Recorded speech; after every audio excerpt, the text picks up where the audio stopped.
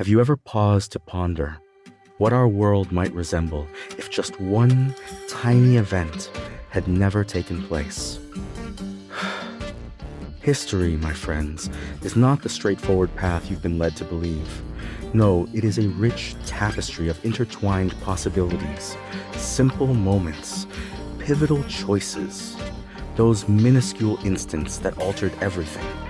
I stand before you as the guardian of history. And here at Divergence Point, we shall embark on a wondrous journey through time.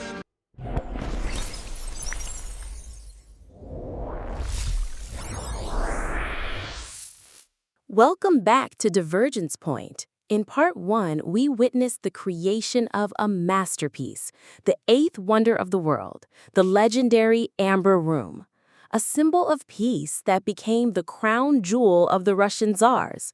But we left off as a dark shadow stretched across Europe, an empire built on a dangerous myth, ready to reclaim what it believed was its own. Now the hunt begins.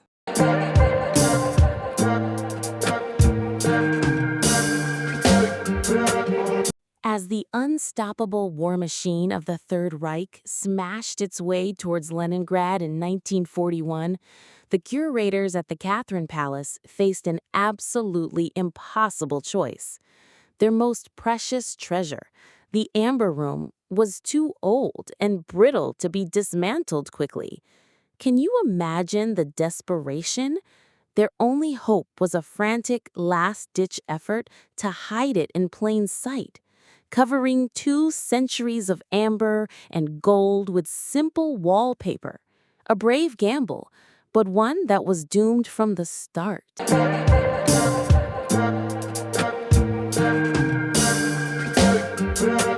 Tore down the wallpaper to reveal the glowing treasure beneath. It must have been an incredible sight. In just 36 hours, under the watchful eyes of the Reich's own art historians, the entire room was meticulously stripped from the walls and packed into 27 custom-made crates. A treasure gifted in peace was now a prize of war, stolen and destined for a new home in the heart of the German Empire.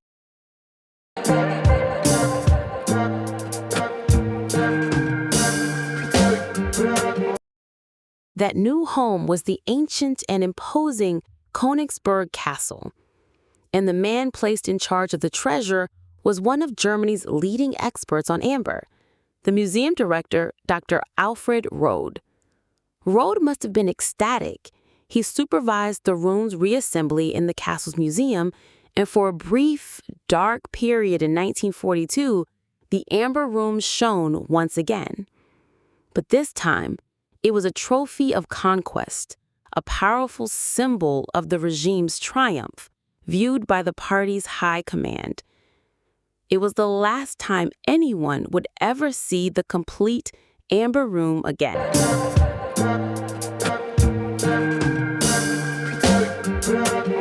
Because, as we know, the tides of war are merciless.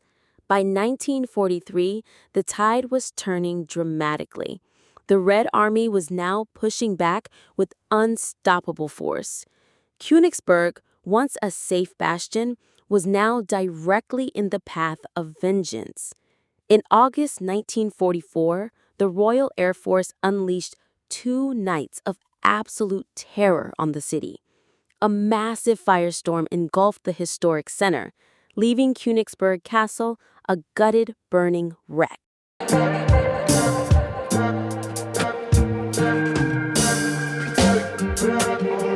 So here is our first great mystery. Did the Amber Room burn in that inferno? According to Dr. Rode, the answer was no.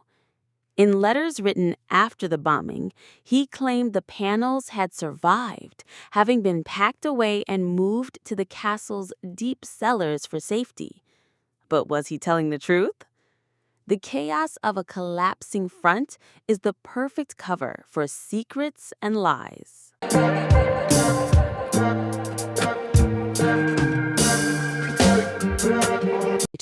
Erich Koch made a fateful decision. He refused to evacuate civilians, turning the entire city into a fortress, a giant death trap. It is in this swirling fog of war, in this crucible of desperation and collapsing order, that the Amber Room vanishes from history completely.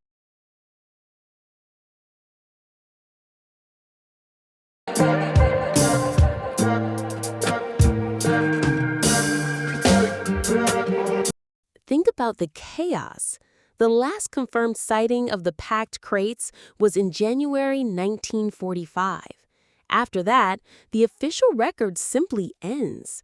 The truth dissolves into a vortex of conflicting reports, desperate actions, and whispered rumors from a dying city.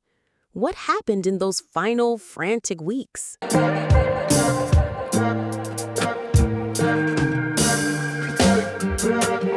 Did Erich Koch, a man known for his corruption, try to smuggle the treasure out for his own personal gain, only for it to be lost in the fighting? One theory suggests the crates were loaded onto a convoy that was obliterated by Soviet artillery. Another, more tantalizing theory points to the sea. The massive naval evacuation, Operation Hannibal, saw hundreds of ships fleeing the coast. Was the Amber Room loaded onto one of them? Perhaps the doomed Wilhelm Gustloff? And does it now lie at the bottom of the Baltic Sea?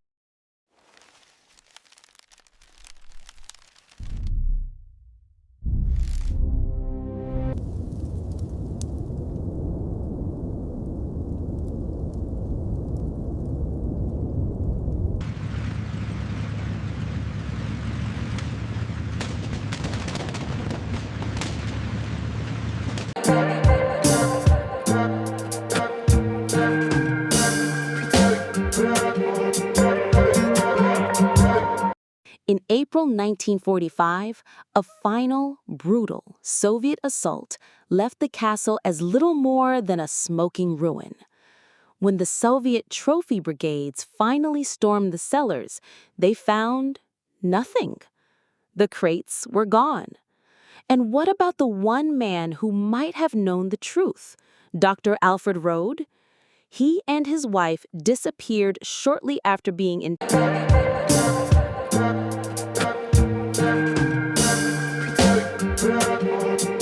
But the treasure they had stolen was nowhere to be found. Was it destroyed in the final battle? Is it lost beneath the waves?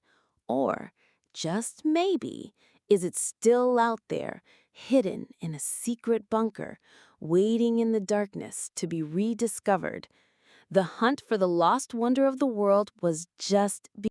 Join me, dear friends, on this extraordinary journey to delve into the rich tapestry of history that was, and to ponder the history that could have been. To ensure that you never miss a moment of our travels through time, I warmly invite you to subscribe to our chronicle. Share your thoughts in the comments below, for every idea leaves an echo in the annals of history. And do not forget to activate the notification bell so you may be alerted to every new entry from our vast library.